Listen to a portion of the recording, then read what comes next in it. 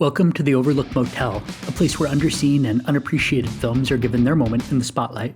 It pains me that no one ever seems to talk about the 2008 horror comedy The Cottage. It is a hilarious and brutal effort that begins life as a slapstick caper comedy and eventually moves into full-fledged horror territory. The film follows bumbling brothers David and Peter, who hatch a harebrained scheme to kidnap Tracy, the stepdaughter of a criminal overlord. They take their victim to a remote cabin and hold her hostage, but they have woefully underestimated Stacy's ability to undermine their plans. Anything that can go wrong will. And before the night is over, Stacy turns the tables on her captors, and all parties involved find themselves battling for their very survival.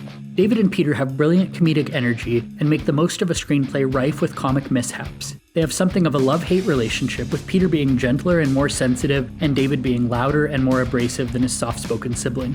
Peter is a gentle soul who wasn't cut out for a life of crime, and on that basis he finds himself unprepared for the mess he's gotten himself into.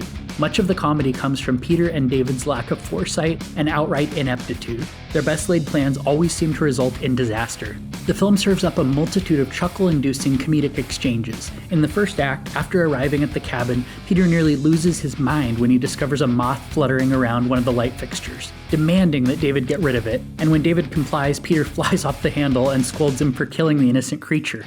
The appearance of the moth lays the groundwork for a brilliant callback later in the film. However, I won't say anything more so as not to lessen the effect, but suffice to say the Cottage is filled with quirky and endearing developments that make it impossible not to warm to the bumbling crooks at the core of the narrative.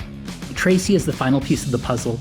Until the real threat arrives on the scene, she serves as the de facto antagonist, with the brothers fulfilling the role of anti-heroes. Stacy has every right to be pissed off and outraged about her situation, so you can't really blame her for being discourteous and overly critical, but she is so surly that you can't help but root against her and cheer for her captors. Jennifer Ellison does a bang-up job bringing Tracy to life. She has great comedic timing and fully commits to making Tracy as disagreeable as possible, taking care to insult her abductor's ineptitude at every chance she gets. She is gifted with some brilliant one-liners courtesy of a smart screenplay from writer-director Paul Andrew Williams, but a great deal of credit is due to Ellison for her pitch-perfect delivery and commitment to the character.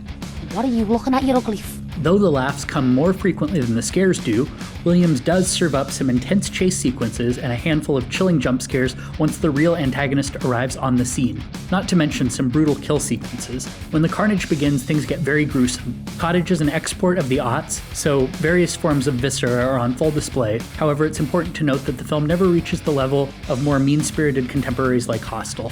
What initially begins as a darkly comedic caper picture gradually pivots into proper horror territory around the third act. A combination of wry British humor and the thematic shift from caper picture to horror film makes The Cottage feel a little bit like Shaun of the Dead cross-pollinated with From Dusk Till Dawn, and on that basis I'm shocked that The Cottage doesn't have a larger fan base. All things considered, The Cottage is a hilarious endeavor that delivers smartly rendered characters, plenty of gore, and a seamless transition from comedy to carnage. The film is not currently streaming for free anywhere, but it is available as a digital rental, and while it appears to be out of print on physical media, you can still pick up a used copy for under $10 via eBay or Amazon.